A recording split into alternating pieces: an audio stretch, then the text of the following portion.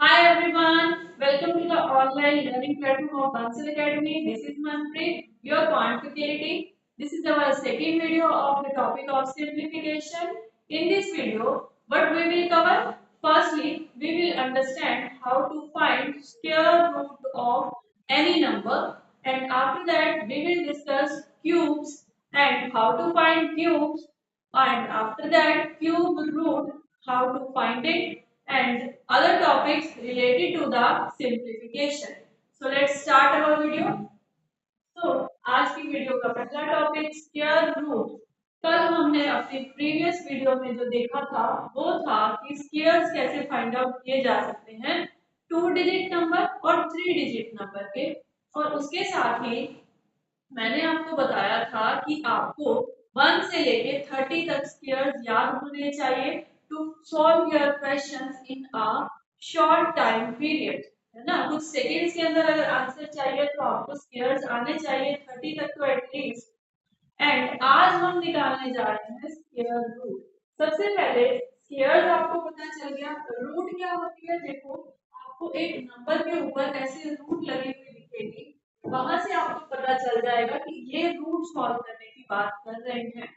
इसके अंदर आपको एक नंबर दिया जाएगा, वो नंबर 2 डिजिट 3 डिजिट 4 डिजिट किसी का भी हो सकता है। एग्जाम्पल के लिए हम एक नंबर लेते हैं इसके अंदर, दैट इज 144। आपको बड़े अच्छे से पता होगा कि 144 किसका स्क्वायर रूट है। बट अगर इसको हमें निकालना हो तो कैसे करेंगे, क्या ट्रिक यूज करेंगे, वो आज हम सीखने जा रहे हैं। तो देखिए 144 जो नंबर है, सबसे पहले इसको पीछे से आप दो पार्ट्स में कवर करोगे, दो पार्ट्स में डिस्ट्रीब्यूट कर दोगे। वो पेयर कैसे बनाएंगे हम? एक पेयर हमारा 2 डिजिट का होगा, लास्ट से शुरू करना है 44, and the other pair is 1। अब हमें 1 और 44 का रूट सॉल्व करना है। इसके लिए एक बार हम फिर से 1 से लेके 9 तक के सारे स्क्वायर्स यहाँ लिख लें। 3 का स्क्वायर 9, 4 का स्क्वायर 16, 5 स्क्वायर इज 25, 6 का स्क्वायर होता है 36, 7 का स्क्वायर होता है 49, 8 का स्क्वायर होता है 64, एंड 9 का स्क्वायर होता है 81। डन। सो अब सीखना है मेथड। तो चलिए मेथड सीख रहे हैं अब हम। सबसे पहले आपके पास है एक नंबर 1, जिसका आपको रूट फाइंड आउट करना है, यानी कि कौन सा ऐसा नंबर है जिसको दो बार मल्टीप्लाई करने पे 1 आए। तो उसके लिए देखो, आपके पास एक नंबर है 8, जिसका स्क्वायर भी क्या होता है 1 ही होता है। तो हमें हमारा पहला नंबर मिल चुका।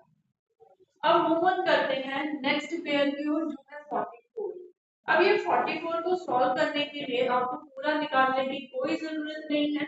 जस्ट क्या करो, ये देखो इसका यूनिट डिजिट क्या है 4।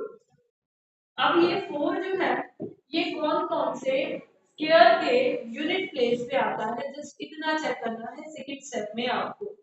तो देखोगे तो 2 का स्क्वायर होता है 4, जिसके यूनिट प्लेस पे 4 आया, एंड 8 का स्क्वायर होता है 64, जिसके यूनिट प्लेस पे 4 आया।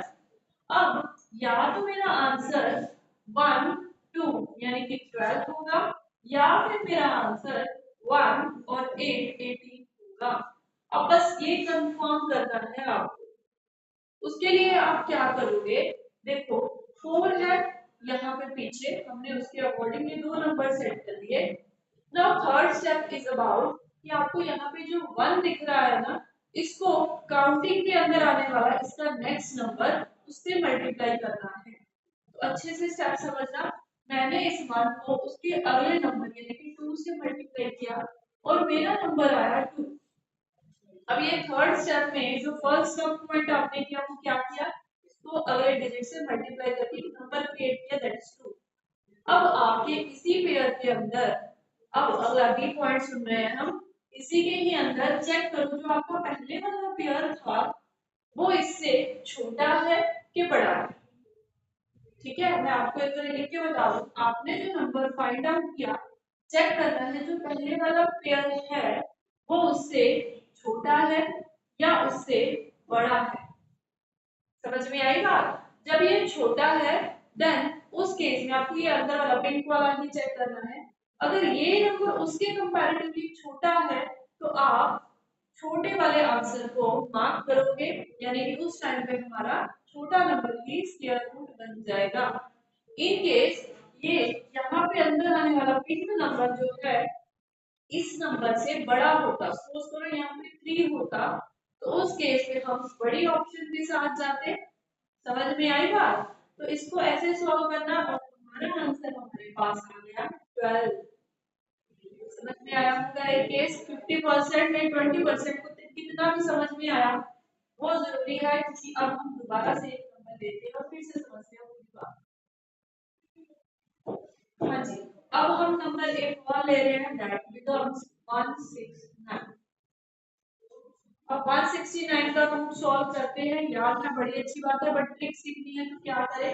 फर्स्ट स्टेप नंबर 1, पीछे से पेयर बनाओ, पहले 2 डिजिट का और जो रह गया रिमेनिंग वो दूसरा पेयर होगा। अब आगे चले, सबसे पहले चेक करो 1 किसका स्क्वायर है, and it is the square of 1, जैसे पीछे आया था। मतलब मेरा 2 डिजिट नंबर में मुझे पहला नंबर मिल चुका है 1, है ना।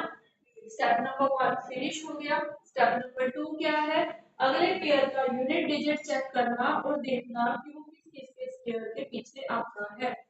तो यहाँ से मुझे मेरा पहला नंबर मिलेगा कि 9 तो 3 के पीछे भी आता है और 9 7 के पीछे भी आता है ना 9।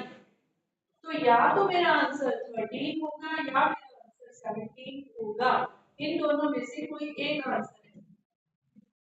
अब सेकंड स्टेप फिनिश हो चुका। फर्स्ट स्टेप जब आपने पहले वाले का स्क्वायर फाइंड आउट किया, एंड दूसरा स्टेप जब आपने दोनों नंबर्स को लिख लिया यूनिट डिजिट चेक करके। अब आता है थर्ड स्टेप। क्या करेंगे, थर्ड स्टेप का एक पॉइंट क्या था, आपको इसका अगले नंबर से मल्टीप्लाई करके अपना एक नया नंबर क्रिएट करना है, which becomes 2। अब कंपैरिजन करना है, ये जो पहले वाला पेयर है अगर ये छोटा है उसके comparative, then your answer will be small number. अगर ये बड़ा होगा तो our answer will be large number, that is 17। तो इस केस में मेरा आंसर क्या बना, वो बना 13। अब समझ में आया होगा। ओके, सो एक और नंबर ले, our next number will be 196। अगर अब हमें 196 का स्क्वायर निकालना है, 1 मिनट का पॉज लेके वीडियो को स्टॉप करके आप चेक करो कि कितना बनेगा इसका स्क्वायर। हाँ जी, तो अब अगर इसका स्क्वायर करें तो क्या करना है, पहले स्टेप में पीछे से दो दो पेयर बनाएंगे, जो रिमेनिंग नंबर है वो पूरे एक पेयर बन गया। सबसे पहले 1 किसका स्क्वायर होता है, अब हम ये कर रहे हैं 1 का। अब हम अगला पेयर उठाते हैं, दैट इज 96। अब 96 को चेक करना है तो उसका यूनिट डिजिट क्या है, उसका यूनिट डिजिट है 6। अब 6 किस किस के पीछे आता है, एक आता है 4 के पीछे एंड दूसरा आता है आपका 6 के पीछे। यानी कि या तो मेरा नंबर बनेगा 14 या नंबर बनेगा 16, इन दोनों में से कोई एक। अब वो चेक कैसे करोगे, थर्ड स्टेप में इसको इसके अगले नंबर यानी कि 2 से मल्टीप्लाई किया तो मेरे पास 2 आया। ये नंबर उसके कंपैरेटिव में छोटा है तो हमारा आंसर भी क्या होगा इस क्वेश्चन का, 14। बस इतना सा ये पॉइंट है स्क्वायर रूट निकालने का। अब हम ये 1 के साथ कर रहे थे, अब आगे थोड़ा और चलते हैं, एक और नंबर लेके आएंगे। हमारा नेक्स्ट नंबर जो होगा वो होगा 256। इसका रूट फाइंड आउट करने की कोशिश करते हैं। So let's start. सबसे पहले 56 एक पेयर, 2 एक पेयर, 2 किसी का स्क्वायर नहीं है तो इससे छोटा नंबर आपको लेना होगा, दैट इज 1। अब अगर यहाँ पे 1 आ चुका है, आगे क्या करें, रिमाइंडर निकालने की कोई जरूरत नहीं है। अगर इस स्टेप पे आ जाओ, यहाँ पे मेरा नंबर है यूनिट प्लेस पे 6, तो 6 अभी किया था कि या तो आता है 14 के पीछे या फिर आता है 16 के पीछे, यानी कि 6 के पीछे यूनिट डिजिट। इन दोनों में से कोई एक आंसर होगा। थर्ड स्टेप क्या कहता है, इसको अगले नंबर से मल्टीप्लाई करो, देन नंबर आया 2। अब ये इसके इक्वल आ गया। पिछले वाले केस में चल रहा था स्मॉल आ रहा है तो स्मॉल आंसर, लार्ज आ रहा है तो लार्ज आंसर, यहाँ ये इक्वल आ गया 2 इक्वल्स टू 2। जब ये इक्वल आ जाए आपका सेकंड केस वहां शुरू हो जाएगा, तब भी आप बड़े वाले नंबर भी सिलेक्ट करोगे, यानी कि ये 16 का स्क्वायर बन गया। आई बात समझ में? तब ये बड़े वाले के साथ ही हम जाएंगे। अब एक और क्वेश्चन अटेम्प्ट करके देखेंगे और अच्छे से क्लियर होगी ये बात। तो अवर नेक्स्ट नंबर इज 289। अब 289 को कैसे सॉल्व करें, तो फिर पीछे से पेयर बनाएंगे। सो मेरा आया 2, 2 तो नहीं आता बट 1 पे जाता है 1, रिमाइंडर निकालने की जरूरत नहीं है, पहला स्टेप खत्म हो गया। दूसरा स्टेप, इसके यूनिट प्लेस पे क्या है 9। अब 9 किसके पीछे आता है, एक आता है 3 के पीछे और दूसरा आता है 7 के पीछे। यानी कि मेरा आंसर या 13 है या मेरा आंसर 17 है। अब पता कैसे करेंगे कौन सा आंसर है मेरा, तो आप इसको थर्ड स्टेप पे आते हुए अगले नंबर से मल्टीप्लाई करोगे। अगर वो उसके इक्वल आ रहा है then your answer will be large number that is 17। अब आपको बड़े अच्छे से समझ में आ गया होगा। थोड़ा सा और आगे चले, अब हम 3 डिजिट का एक क्वेश्चन देखते हैं और फिर उसको समझने की कोशिश करते हैं। So next number is 324। Repeat करते हैं हमें सारे स्टेप। पहला पेयर 24, दूसरा पेयर 3। अब 3 तो किसी का स्क्वायर नहीं है, उससे छोटा भी पता चल गया कि 1 नहीं है, तो पहला नंबर मेरे पास 1 आ गया। अब दूसरी प्लेस पे क्या देखना है 4। 4 किसके पीछे आता है, 2 के पीछे या फिर 8 के पीछे, तो मेरा आंसर या तो 12 होगा या मेरा आंसर 18 होगा। चेक करने के लिए इसको मल्टीप्लाई करो नेक्स्ट नंबर से, तो 2 आया।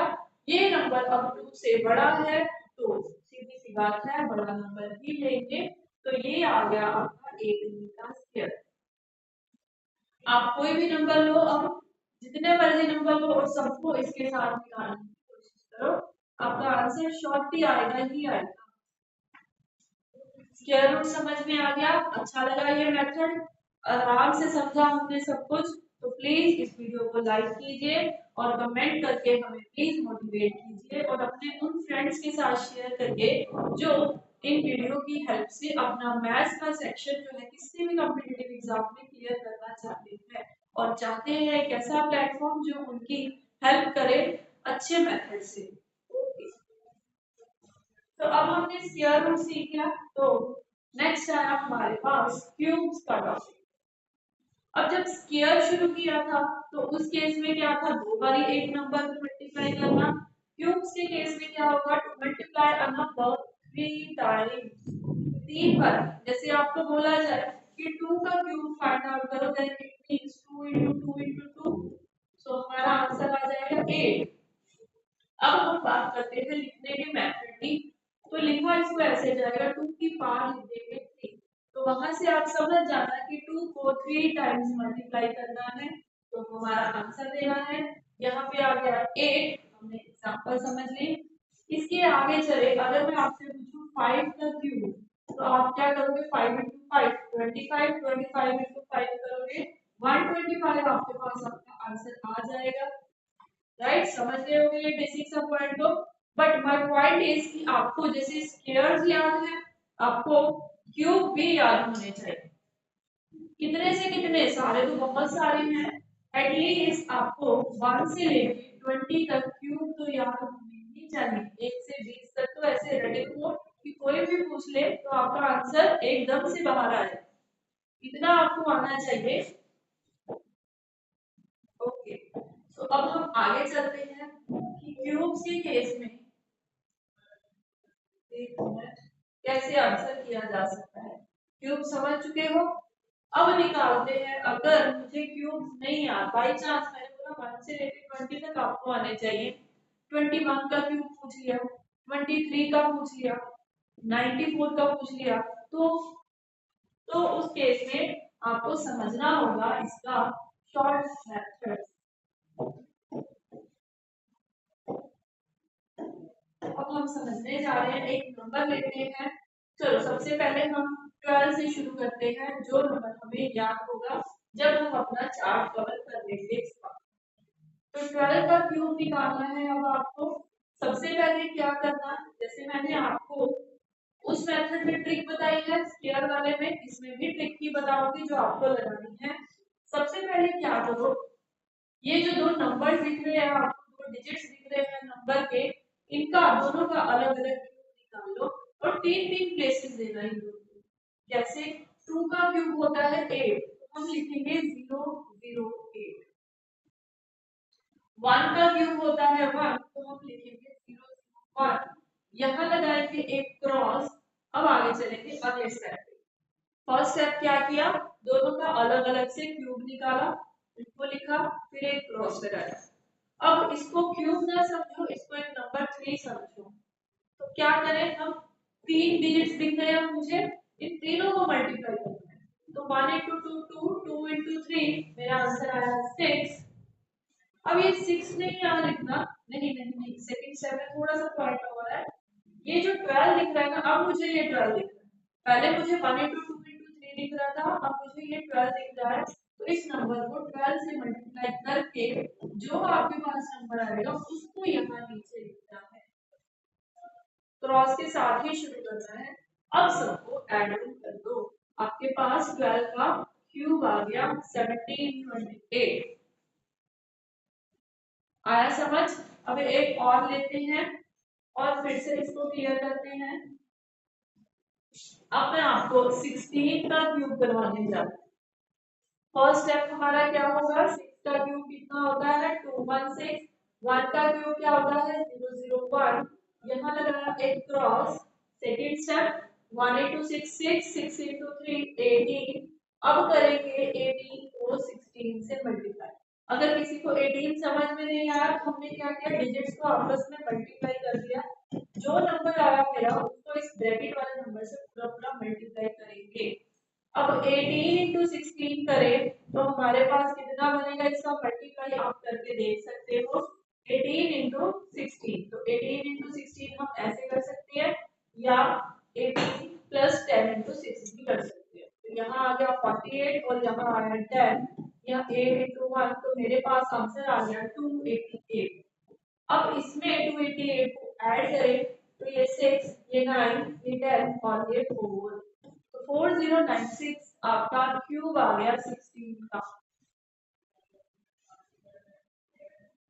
ऐसे आप 2 डिजिट के किसी भी नंबर का जो है क्यूब निकाल सकते हो, जो भी आपसे एग्जाम में पूछा जाए। एक और नंबर लेते हैं थोड़ा बड़ा, लेते हैं 24 का क्यूब कैसे निकलेगा। इसमें थोड़ी सी और मेहनत करनी पड़ेगी। सबसे पहले 4 का क्यूब होता है, क्यूब क्यूब, हाँ 4 का क्यूब होता है 64। 2 का क्यूब 008 मल्टीप्लाई। सेकंड स्टेप पे आ गए अब हम। सेकंड स्टेप में क्या करना है आपको, 2 into 4 8, 8 into 3 24। अब मेरे पास नंबर बन गया 24, जिसको ब्रैकेट वाले नंबर 24 से मल्टीप्लाई करें तो बनता है 576।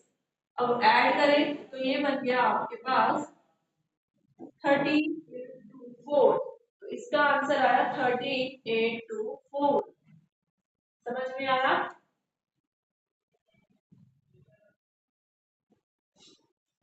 ओके, तो अब आपको क्यूब समझ में आ गया होगा, राइट। तो ठीक है, आप भी किसी भी नंबर का क्यूब निकाल सकते हो इसी फॉर्म में। अब आपको एग्जाम में कैसे क्वेश्चन आएंगे, for example 3 cube multiply 2 plus 12 minus 3, इसका आंसर ऐसे करके आपको आएगा क्यूब का। अगर आपको पता होगा तो बड़े इजीली आंसर कर पाओगे, नहीं तो मल्टीप्लाई करने में ही आपका टाइम निकल जाएगा। एक बड़ा नंबर ले लिया, अगर आपको कह रहे 13 का क्यूब, तो आपको वो याद है तो बड़ी इजीली यहाँ पे अटेम्प्ट कर सकते हो ना, वरना आपके पास ये ट्रिक भी है निकालने की। डन। अब हम हमारे अगले टॉपिक पे आते हैं, जिसके अंदर हमें क्यूब रूट को कवर करना है। अब ये क्यूब रूट कैसे होगी, क्यूब रूट के लिए जैसे हमने स्क्वायर रूट सीखी है, एक रूट के अंदर नंबर होगा, फॉर एग्जांपल 2197 और बाहर ऐसे 3 लिखा होगा। जब 3 लिखा होगा तब आप क्लियर समझ पाओगे कि ये क्यूब रूट की बात कर रहे हैं। तो अगर इसका क्यूब रूट निकालना हो आपको, तो 1 से लेके 9 तक सारे क्यूब्स आपको आने चाहिए। अभी तो बोर्ड के ऊपर लिख रहे हैं, आप बाद में याद कर लेना इसको। 1 का क्यूब 1, 2 का क्यूब 8, 3 का क्यूब 27, 4 का क्यूब 64, 5 का क्यूब 125, 6 का क्यूब 216, 7 का क्यूब 343, 8 का क्यूब 512, 9 का क्यूब 729 एंड 10 का तो करने की अभी जरूरत नहीं है हमारे क्वेश्चन की। अब स्क्वायर रूट निकालना और भी इजी है स्क्वायर रूट के कंपैरेटिव। बस ध्यान से एक बार मेरे स्टेप सुन लोगे ना समझ आ जाएगा। स्क्वायर रूट में पीछे से दो दो के पेयर बनाएंगे, क्यूब रूट में पीछे से तीन तीन के पेयर बनाएंगे, पहला पेयर दूसरा पेयर। अब जस्ट आपको क्या करना है, चेक करना है क्या टू किसी का क्यूब बनता है। तो देखोगे कि नहीं बनता, बस उसके पीछे वाला नंबर यानी कि 1 तो है ही है, तो मुझे मेरा पहला नंबर मिल गया 1। अब कुछ मल्टीप्लाई नहीं करना, कुछ नहीं करना, जस्ट ये देखो सेकंड स्टेप स्क्वायर रूट में क्या होता था, अगले पेयर का हम लास्ट वाला यूनिट डिजिट चेक करते थे, वो ढूंढते थे कहां पे है। वहां पे स्क्वायर्स वाले कांसेप्ट में आपको हर एक के पीछे दो यूनिट डिजिट जो दिखते थे वो सेम दिखते थे, यानी कि 2 का स्क्वायर 4, 8 का स्क्वायर 64, जिसके यूनिट डिजिट सेम है।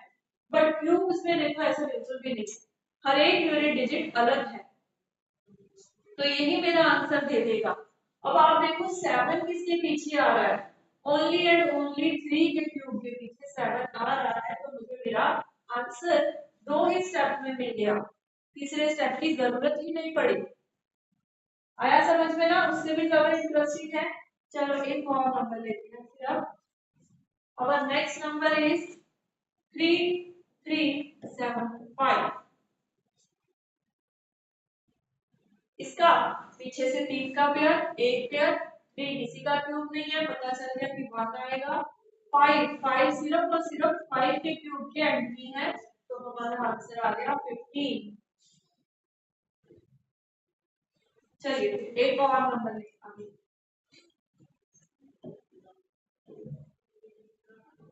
Next number is 6859। क्या ये किसी का क्यूब हो सकता है 6859? फिर से क्या करना है, पीछे से 3 का पेयर और एक अकेला पेयर, 6 किसी का क्यूब नहीं है, उससे कम क्या है 1 पे जाएगा। उसके बाद में आपके पास क्या है, यूनिट डिजिट में सेकंड स्टेप देखेंगे 9। 9 सिर्फ और सिर्फ 7 के पीछे आता है, सॉरी 9 के क्यूब के पीछे आता है 9, मेरा आंसर आ गया 19। इजी है, समझ में आया? समझ में आया तो प्लीज डू लाइक, बार बार बोल रही हूँ एक बार लाइक करो ताकि ये वीडियो ज्यादा से ज्यादा लोगों तक पहुंच सके, आपका मोटिवेशन हमें मिल सके और हम ऐसी और सारी वीडियोस लेकर आपके सामने आ पाए। सो नेक्स्ट पॉइंट इज, एक और नंबर लेते हैं। So next number is 9261। 9261 video pause करो और जल्दी से फाइंड आउट करो। 261 एक पेयर, 9 दूसरा पेयर। 9 किसका क्यूब है, किसी का नहीं है क्या, नहीं किसी का नहीं है। उसके बाद छोटे नंबर वाला 2 यानी कि 8 पहला नंबर मिल चुका है, तो अब अगला अगला पेयर का यूनिट डिजिट लिखना 1। 1 किसके पीछे आता है भाई, सिर्फ और सिर्फ 1 के पीछे, तो हमें हमारा क्यूब रूट मिल गया। ऐसे ही आप जो है वो 2 डिजिट नंबर का क्यूब बड़े इजीली निकाल सकते हो। 3 डिजिट एग्जाम में कभी नहीं पूछते, तो हम उसका नहीं फाइंड आउट करेंगे, राइट? ओके, तो इस वीडियो के अंदर हमने square, square root, cubes, cube root के सारे मेथड्स बड़े अच्छे से देख लिए। अब आप इनकी प्रैक्टिस करना। अगली वीडियो के अंदर मिलेंगे नए टॉपिक के साथ, सिंप्लीफिकेशन के। ओके जी, थैंक यू।